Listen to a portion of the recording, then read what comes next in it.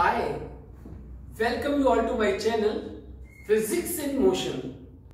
आज हम डिस्कस करने जा रहे हैं फॉरेन कंट्रीज से ग्रेजुएशन या पोस्ट ग्रेजुएशन करने के लिए आपको कौन कौन से एग्जामिनेशन देने पड़ते हैं, क्या क्राइटेरिया है, क्या कंडीशंस हैं, इन सब के बारे में डिटेल में। तो बेसिकली काफी सारे एग्जाम हैं जिनको हम वन बाय वन डिस्कस करेंगे। एक सीरीज बना ली है इसके लिए हमने कि भाई 10+2 के बाद आपको अगर जाना है ग्रेजुएशन करने के लिए तो आपको SAT SAT scholastic aptitude test या फिर ACT देना पड़ता है। सेट की जो एक्सेप्टेंस है वो बहुत वाइड रेंज में है, तो सबसे पहले हम सेट के बारे में डिस्कस करेंगे।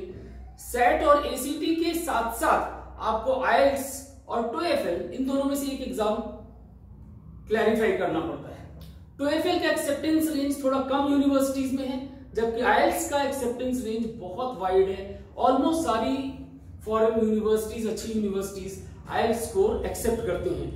IELTS का बैंड रेंज क्या होना चाहिए, अलग अलग यूनिवर्सिटीज के लिए वो डिफरेंट है।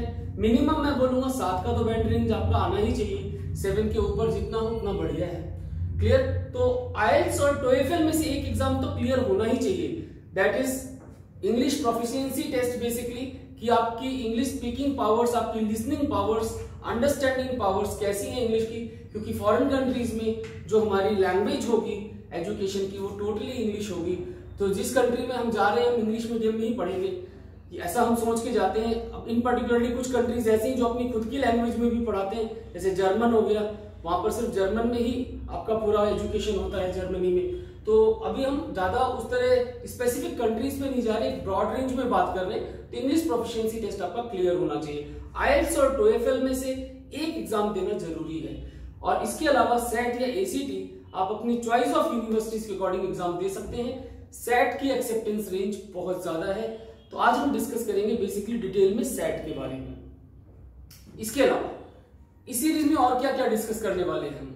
जो बच्चे ग्रेजुएशन कर रहे हैं, BE कर रहे हैं, BTech कर रहे हैं, BSc कर रहे हैं, तो वो आगे पोस्ट ग्रेजुएशन के लिए अगर फॉरेन कंट्रीज में जाना चाहते हैं तो कौन कौन से एग्जाम होते हैं। जैसे आपसे अगर मैं बात करूं तो इन पर्टिकुलरली GMAT, GRE सबने नाम सुना होता है। USMLE जो MBBS करके बच्चे पोस्ट ग्रेजुएशन के लिए जा रहे होते हैं। एक एग्जाम है MCAT, अगर आपने नाम सुना हो, कई लोगों ने हो सकता है सुना भी होगा। MCAT एग्जामिनेशन ऐसा एग्जाम है जिसमें आप ग्रेजुएशन करने के बाद मेडिसिन के लिए US में जा सकते हैं। आफ्टर ग्रेजुएशन मतलब कोई भी ग्रेजुएशन की डिग्री हो आपके पास, उनका बेसिक साइंस का एग्जाम होता है, उसके बाद आप वहां पर जा सकते हैं। तो क्या है कंप्लीट प्रोसीजर, वो भी मैं आपसे डिस्कस करूंगा। ठीक है, तो इन particularly GRE, GMAT, MCAT, USMLE ये अलग अलग एग्जामिनेशन हैं ग्रेजुएशन के बाद। लॉ में जाना है LSAT and all these examinations one by one will be discussing. आज बारी है सेट की। तो इन पर्टिकुलरली क्या है सेट का स्ट्रक्चर, क्या है सेट का पैटर्न, उसको हमें डिस्कस करना है। इससे पहले मैं आपको जरा क्लासिफिकेशन समझा दूं। यहाँ पर let us begin from the starting. तो today it's all about SAT. Indian students से में हमारा फोकस है। जो इंडियन स्टूडेंट्स फॉरेन यूनिवर्सिटीज में जाना चाहते हैं उनको कैसे इसके लिए अप्लाई करना है, किन बातों का ध्यान देना है। अभी मैंने आपको बताया था टू स्टडी अब्रॉड, TOEFL और IELTS ये दो मेन एग्जामिनेशन है इंग्लिश प्रोफिशिएंसी टेस्ट करने के लिए। इन दोनों में से आप कोई भी एक एग्जाम ले सकते हैं। Only one is required, remember both are not required. कई सारी यूनिवर्सिटीज आपकी TOEFL स्कोर भी एक्सेप्ट करती हैं और कई सारी यूनिवर्सिटीज सिर्फ IELTS को ही एक्सेप्ट करती हैं।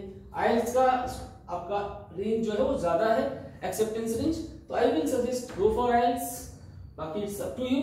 नेक्स्ट इसके बाद आपके पास जो सेट है SAT, ये आपके पास 12th के बाद पर्टिकुलर कोर्सेज में एडमिशन के लिए आप सेट दे सकते हैं, ACT दे सकते हैं, LSAT दे सकते हैं। LSAT is for law degrees, अगर आपको लॉ में आगे कंटिन्यू करना है।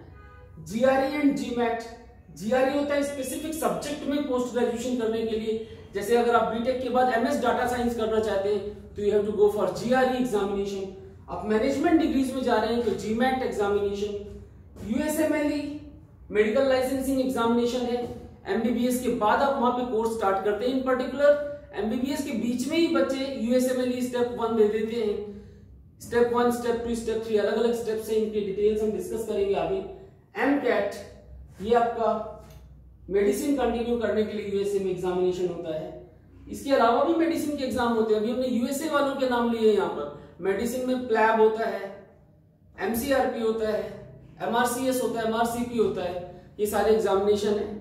एमआरसीपी, एमआरसीएस, तो MRCP is for medicine and MRCS is for surgery. तो इन पर्टिकुलरली प्लैब क्या है, प्लैब एक इंट्रोडक्टरी प्लेटफॉर्म पे है, तो इनकी डिटेल्स हम बाद में डिस्कस करेंगे इसी सीरीज में आगे। तो फिलहाल सेट स्टार्ट करते हैं। सेट स्कॉलास्टिक एप्टीट्यूड टेस्ट एक स्टैंडर्डाइज्ड मल्टीपल चॉइस टेस्ट है जो बहुत सारी कंट्रीज में एडमिशन लेने के लिए ग्रेजुएशन प्रोग्राम्स में इसकी वाइड एक्सेप्टेंस है। मेनली लोग यूएसए के लिए ट्राई कर रहे होते हैं, यूके के लिए, Australia, Canada, Singapore, Finland, Japan, Lebanon, Netherland, South Korea, Turkey, इन सारी कंट्रीज में इसका एक्सेप्टेंस है।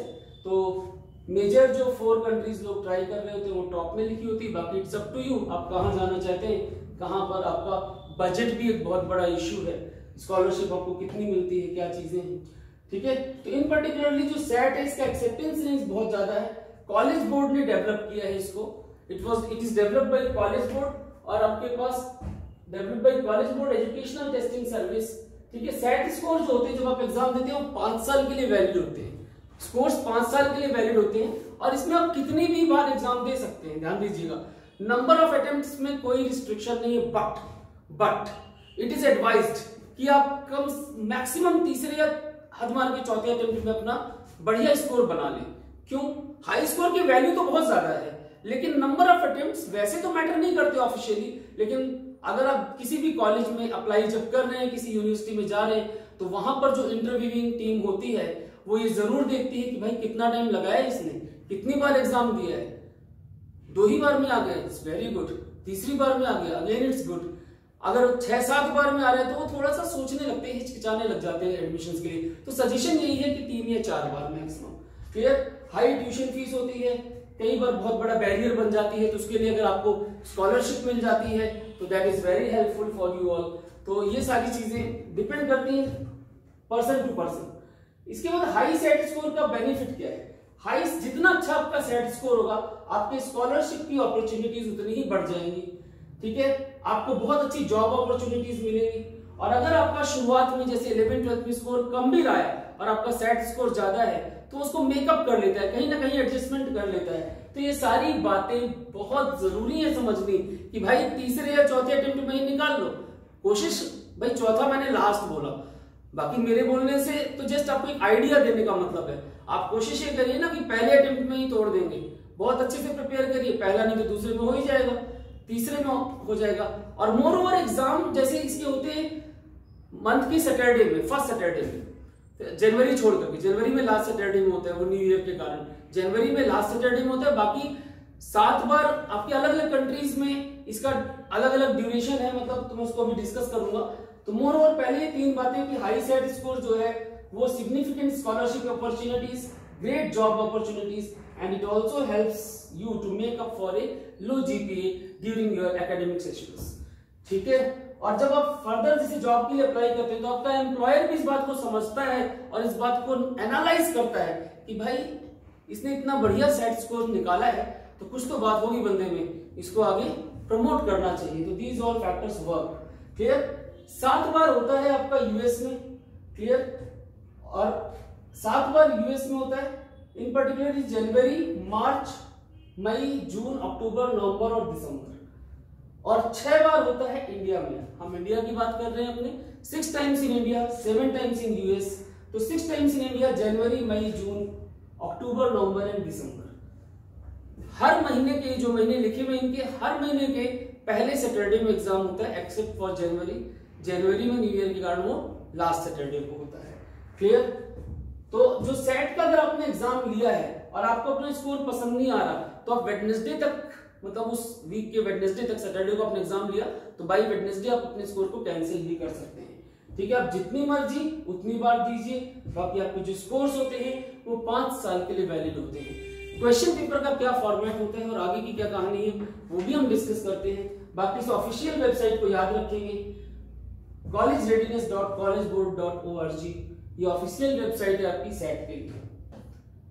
तो इन पर्टिकुलरली जो न्यू सेट टेस्ट स्ट्रक्चर है उसमें एक मैथमेटिक्स का सेक्शन है, एक रीडिंग सेक्शन है, एक राइटिंग एंड लैंग्वेज टेस्ट है। क्लियर? तो 3 सेक्शंस हैं। इसके अंदर एक चौथा ऐसे भी होता है जो ऑप्शनल होता है। कई यूनिवर्सिटीज ऐसे की जरूरत समझती हैं और कई यूनिवर्सिटीज के लिए इस ऐसे की कोई वैल्यू नहीं है। तो इट डिपेंड्स कि आप किस यूनिवर्सिटी के लिए पर्टिकुलरली प्रोसेस कर रहे हैं, कहां के लिए अप्लाई कर रहे हैं। बेसिकली जो सेट का टेस्ट है इसमें 65 मिनट का एक रीडिंग सेक्शन होता है, 35 मिनट्स का राइटिंग है और लैंग्वेज सेक्शन होता है, 25 मिनट्स मैथमेटिक्स विदाउट कैलकुलेटर, ध्यान देना without calculator, and 55 minute mathematics with calculator. और इसके अलावा 50 मिनट्स का एक ऐसे होता है जो कि ऑप्शनल होता है। इन टोटल 30 आवर्स 50 मिनट्स का एग्जाम होता है। अगर इस 50 मिनट्स को भी इंक्लूड करें ऐसे वाले को, अगर 50 मिनट्स को इंक्लूड ना करें तो इट्स ए 3 आवर्स एग्जामिनेशन। तो इन पर्टिकुलरली मैथमेटिक्स के अंदर आपको ट्रिग्नोमेट्री, जो मैथमेटिक्स आपकी आती है उसमें ट्रिग्नोमेट्री, इक्वेशंस और एप्लीकेशन बेस्ड क्वेश्चंस आते हैं। जो रीडिंग टेस्ट है 65 मिनट्स का, इसमें 52 क्वेश्चंस होते हैं मल्टीपल मीनिंग वर्ड्स के, complex structure vocabulary, reading comprehension और उसको एनालाइज करना। इसके ऊपर एक एग्जाम का पैटर्न होता है दूसरा पार्ट। और तीसरा पार्ट जो राइटिंग और लैंग्वेज टेस्ट है इसमें 35 मिनट्स में आपको 44 क्वेश्चंस करने होते हैं। उसके अलावा एक ऐसे होता है एंड दिस ऐसे is of 50 minutes. It is optional required for many of the universities and many of them don't even require that. Depends what type of examination. जैसे आप किसके लिए अप्लाई कर रहे हैं यूनिवर्सिटी, उसको देखना पड़ता है आपको कि उसे ऐसे की रिक्वायरमेंट है या नहीं है। ठीक है, बाकी आपका जो सेट का टोटल स्कोर होता है उसमें ऐसे के मार्क्स अलग से होते हैं, उसके अंदर इंक्लूडेड नहीं होते। क्लियर? तो मैथ्स जो है आपका इन टोटल 80 मिनट्स का हुआ। ठीक है, calculator allowed for 37 questions and not allowed for 20 questions. Clear? ये क्वेश्चंस का टाइप है। टोटल स्कोर आपका 800 का होता है। रीडिंग सेक्शन 65 मिनट्स का है। क्लियर? 800 का इसका भी स्कोर है। और आपके पास राइटिंग और लैंग्वेज सेक्शन है आपका, जिसमें 44 क्वेश्चंस आते हैं। ये टॉपिक्स आप देख सकते हैं। इन पर्टिकुलरली ऐसे जो है वो ऑप्शनल है 50 मिनट्स का। क्लियर? इसका स्कोर कैलकुलेट नहीं होता। टोटल स्कोर आपका 1600 में से होता है। तो जो भी आपका 1600 में से स्कोर आ रहा है वही आपको फर्दर एग्जाम में हेल्प करता है कि आपका किस यूनिवर्सिटी में आपको एडमिशन मिलने वाला है। तो अगर आप अच्छे से प्लानिंग करके प्रिपेयर करते हैं, बहुत अच्छे से प्लानिंग करके प्रिपेयर करते हैं भाई, टेस्ट के जो फॉर्मेट है, किस फॉर्मेट के क्वेश्चन आ रहे हैं, PYQs लीजिए, प्रीवियस ईयर क्वेश्चंस को सॉल्व करिए। सेट के लिए जो भी आपके का मटेरियल है वो आपको नेट पे भी अवेलेबल होता है, आप बुक्स परचेज कर सकते हैं। इन पर्टिकुलरली कई एकेडमीज हैं जो इसकी फ्री कोचिंग भी देती हैं, जैसे Khan academy is one of the best one. तो depends on you can see the videos. अगर आपको अच्छा लगता है आप उसको ज्वाइन करिए, आपको कोई और अच्छा लगता है आप उसको ज्वाइन करिए, बट अच्छे से प्रिपेयर करिए, अपने सिस्टमैटिक नोट्स बनाइए। और ये सारी इंफॉर्मेशन जो सेट के बारे में दी है, इसी तरह अगले वीडियो में हम कोई नई इंफॉर्मेशन लेकर आएंगे in this series. See you also in the next video. Goodbye, have a good day.